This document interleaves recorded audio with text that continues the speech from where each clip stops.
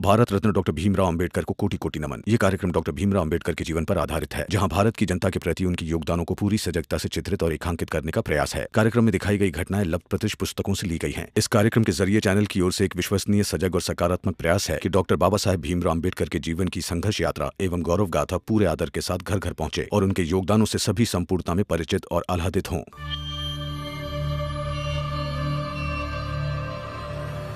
मैं बस आपसे इतना कह रहा हूं कि आगे से मेरे सामने मेरी पत्नी के लिए अपमानजनक बातें मैं बर्दाश्त नहीं करूंगा। नमस्कार मैनेजर साहब। नमस्कार।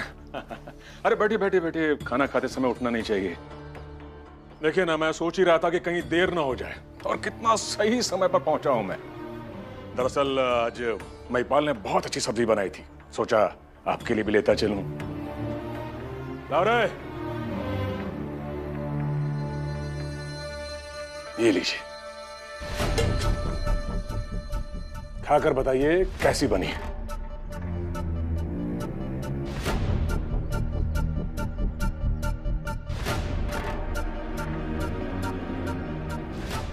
बहुत स्वादिष्ट है। धन्यवाद। वैसे कैसा चल रहा है उस भीमराव का? नहीं, कहीं दिखाई नहीं पड़ रहा है या गया? अरे नहीं है, बहुत भाषण देता है और धमकी भी। जानता हूं, सबको कानून सिखाता फिरता है। उसकी यही अकड़ तो तोड़नी है मुझे। कोशिश में लगे कि जल्दी भीमराव यहां से तंग आकर नौकरी छोड़कर चला जाए। अच्छा है। नहीं, ऐसा कभी नहीं होगा।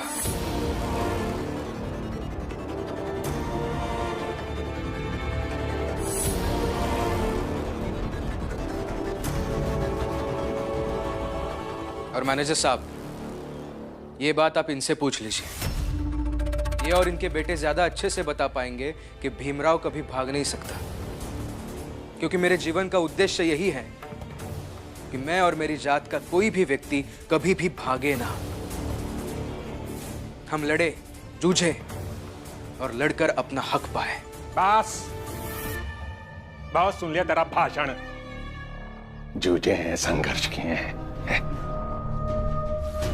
मैनेजर साहब, फिलहाल निकलता हूं मैं यहां से। ऑफिस से घर जाते समय हमारे घर से होते हुए जाइएगा।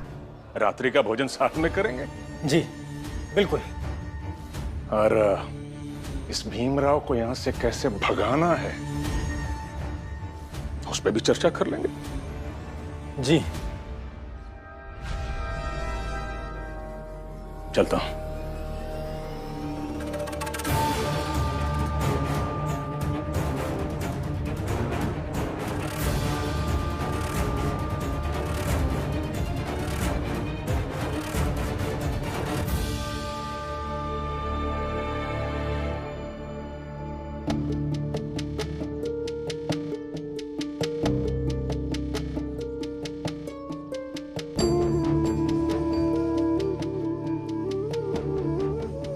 क्या सोच रहे हैं आप? शोभा, जहां पर सब कुछ छोड़ा था ना, वहीं से शुरुआत करेंगे।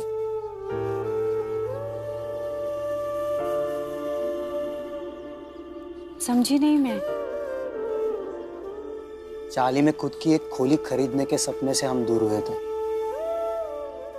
अब फिर से मिले हैं तो उस सपने को पूरा करने में लगेंगे।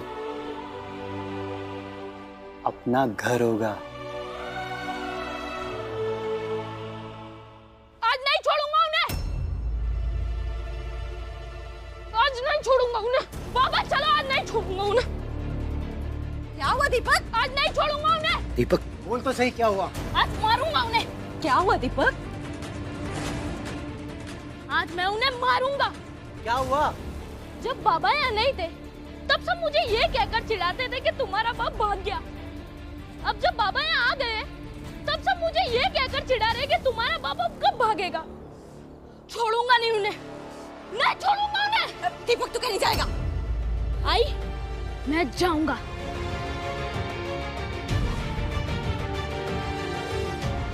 जाऊंगा। दीपक रुक जा, कहाँ जा रहे हो? भीम भैया, आज मैं उन्हें नहीं छोड़ूंगा। देखो दीपक, मैं तुम्हारी हालत समझ सकता हूँ। आप नहीं समझ सकते। रुक जा, देखो मैं अच्छे से समझ सकता हूँ तुम्हें,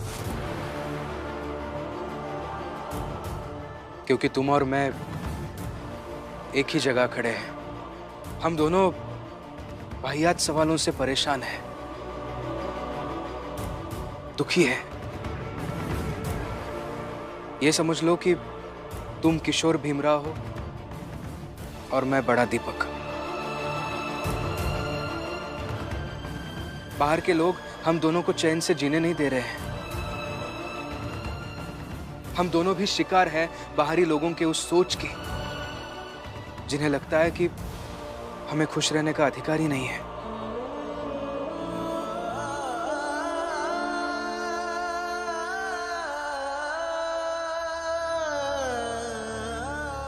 यकीन करो, आज तुम्हारे साथ जो स्कूल में हुआ वही मेरे साथ ऑफिस में हुआ। बस फर्क इतना है कि तुम्हारे हाथ में ये डंडा है और मेरे दिल में आग। तुम मारकर उन्हें सबक सिखाना चाहते हो और मैं मेरे दिल की इस आग से सारी कुरीतियों को जलाना चाहता हूं।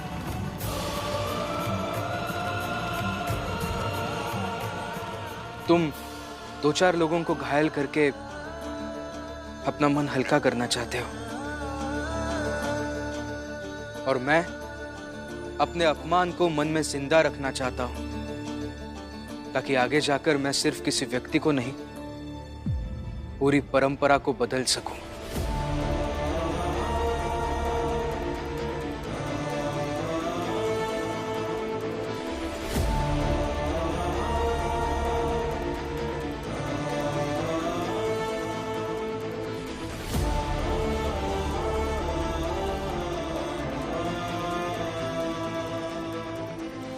अब फैसला तुम्हें करना है कि तुम मेरे जैसा बनना चाहते हो या मुझे अपनी तरह बनाना चाहते हो। मेरी तरह और तुम्हारी तरह का क्या लेना देना? ऐसे कैसे वो मेरे बेटे को बोल सकता है? दीपक, तू चल, मैं भी तेरे साथ चलता हूँ। चल। क्या बोल रहे हैं आप? चल दीपक।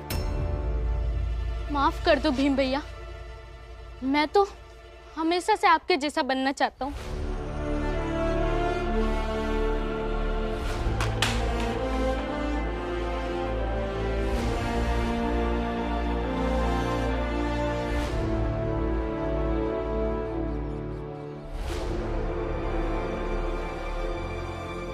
दीपक, ऐसे में तो उन लोगों का हौसला और बढ़ेगा और वो लोग तुम्हें और चिढ़ाएंगे। ऐसे में भीम की बात सुनना ठीक नहीं है। चल तू। बाबा, भीम भैया की सिर्फ बात ही नहीं मानता हूं मैं, बल्कि इनका अनुसरण भी करता हूं। और जिनका अनुसरण किया जाए वो सामने आकर खड़े हो जाए तो आगे बढ़ जाना अपमान होगा।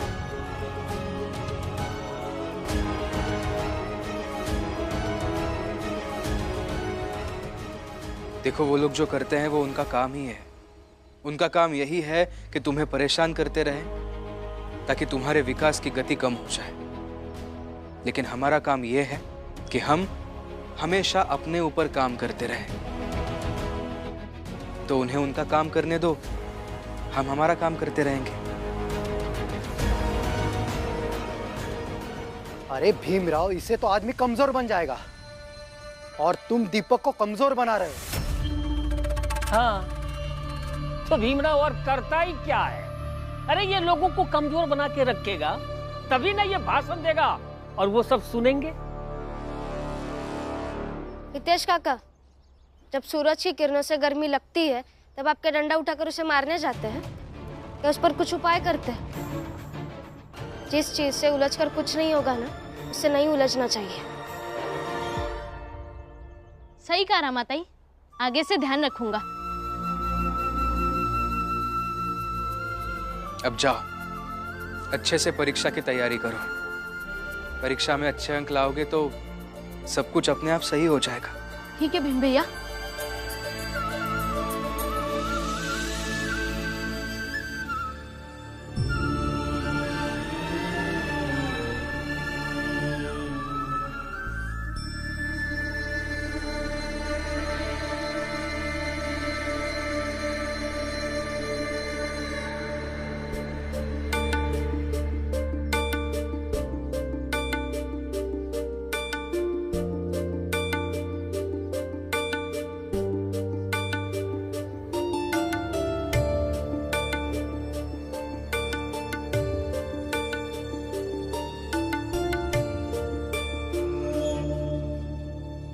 आज की पढ़ाई होगी। आई, अब जल्दी से खाना बना दीजिए तो मैं खाकर सो सकूं। कल सुबह जल्दी उठ के पढ़ूंगा। आई, मैं थोड़ी देर नीचे खेल के आता हूँ।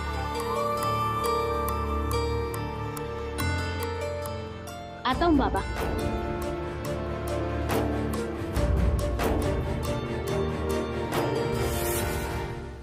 बेटा मेरा है मगर मानता भीमराव को है।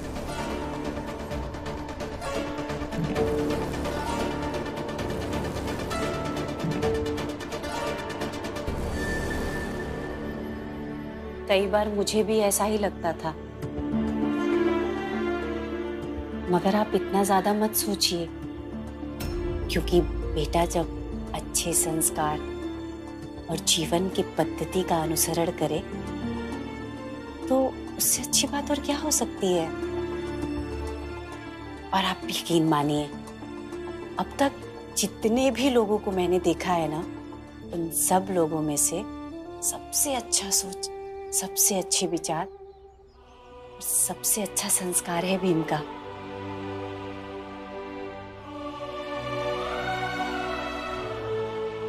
अच्छा, मैं क्या कह रही थी, कल से सुबह सुबह हम दोनों साथ में काम ढूंढने जाएंगे। काम करेंगे तब ना थोड़ा पैसा जमा करेंगे,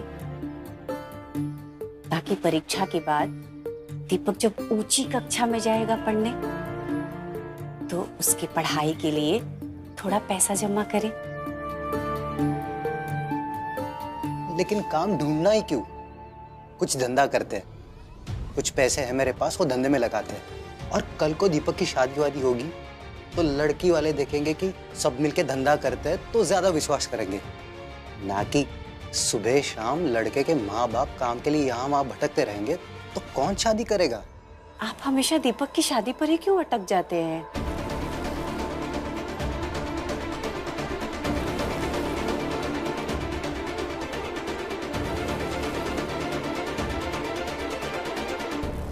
तो बोल ना साफ साफ कि मैं चोर हूँ, बोल। नहीं आई, मैं ऐसे नहीं कह रही। मैं बस ये कह रही हूँ, अगर आपको सब्जी खानी होगी तो आप बता दीजिए ना मुझे, मैं मना थोड़ी करूंगी आपको। और अगर डब्बे से ही निकाल कर खानी है तो तब भी बता दीजिए, मैं दे दूंगी आपको। लेकिन ऐसे चोरी मत कीजिएगा। और ऐसे खा लिया तो क्या हुआ? तेरा पति भूखा रह गया? नहीं, भूखे तो नहीं रहे वो, और उनका अच्छे से पेट नहीं भरा होगा। और मैं उनकी पत्नी हूँ, मेरा प्राथमिक कार्य ये है कि मैं उनका अच्छे से ख्याल रखूं। और मेरा प्राथमिक कार्य ये है कि मैं तुझे परेशान करूं। पता नहीं क्यों तुझे और तेरे पति को परेशान करने में बड़ा मजा आता है मुझे।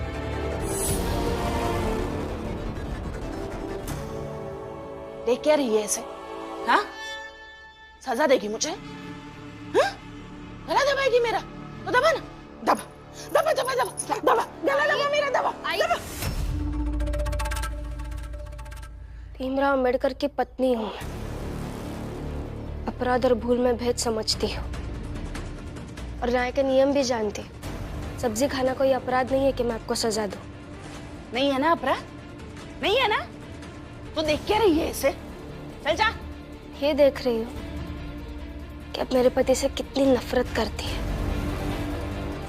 जब आप ठीक थी तब भी आप इतनी ही नफरत करती थी, पर मेरे पति ने आपका तो कुछ नहीं बिगाड़ा है। पता नहीं क्यों फिर भी आप उनकी दुश्मन बन बैठी है। एक तरफ संसार दुश्मन है और एक तरफ आप। पता नहीं क्यों आप ये समझती है कि वो कितने बुरे हैं। मेरे पति बिल्कुल भी वैसे नहीं है जैसे आप समझती है और उन्हें मानती है। जा।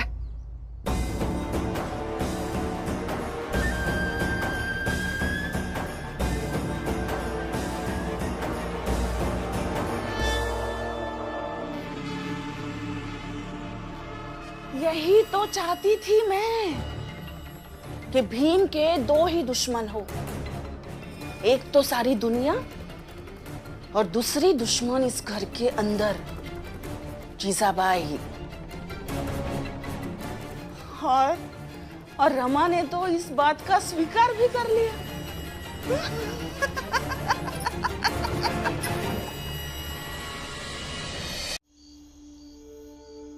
सारे चेहरे हंसते हुए नजर आते हैं बाबा,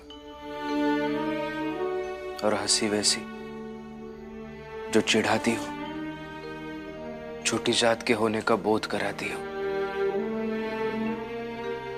और बताती हो बार बार कि मेरी हैसियत कुछ भी नहीं है। अच्छा, मतलब आज तुम्हारे ऑफिस में तुम्हारे साथ गलत व्यवहार हुआ है, अच्छा बर्ताव नहीं हुआ, है ना? व्यवहार से भी ज्यादा बुरा इस बात का लगा कि उन्होंने मेरी योग्यता का मजाक बनाया। बार बार कहते रहे, तुम तो पढ़े लिखे हो, तुम्हें कुछ बताने की क्या जरूरत है, कितने पेपर है, कितने बंडल है, ये बिना बताए तुम खुद ही लिख लो, तुमने तो ग्रेजुएशन कर लिया है।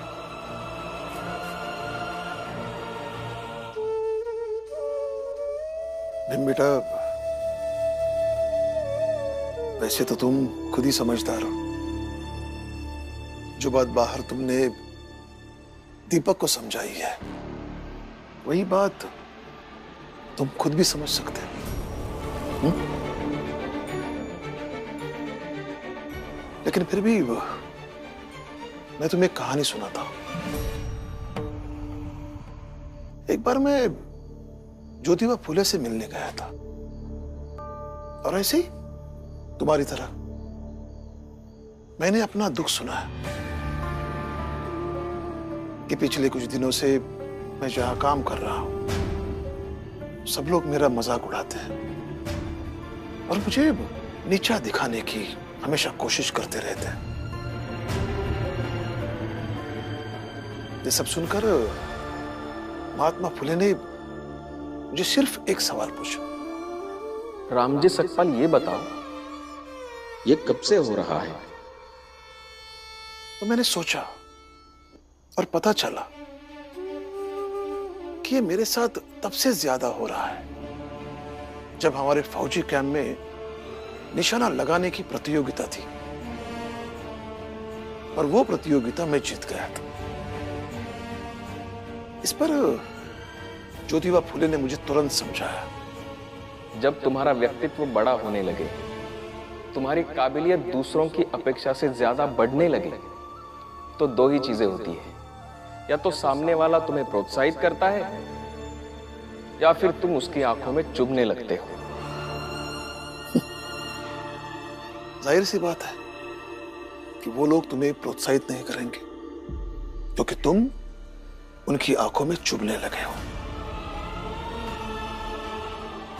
और इस चुभन की पीड़ा हटाने के लिए कुछ ना कुछ तो कहेंगे ही ना।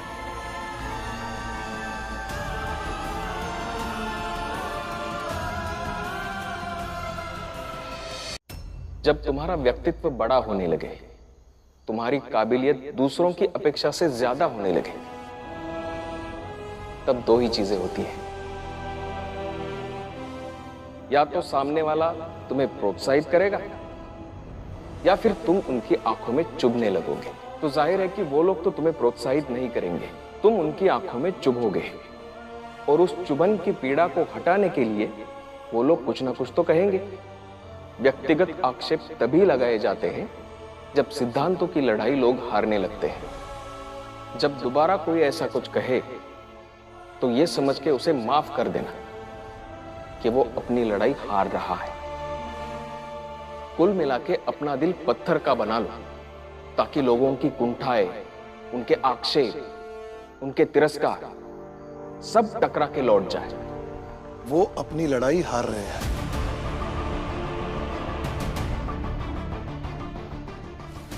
और खुद को बचाने के लिए अंतिम शस्त्र अस्त्र का इस्तेमाल कर रहे हैं। बेटा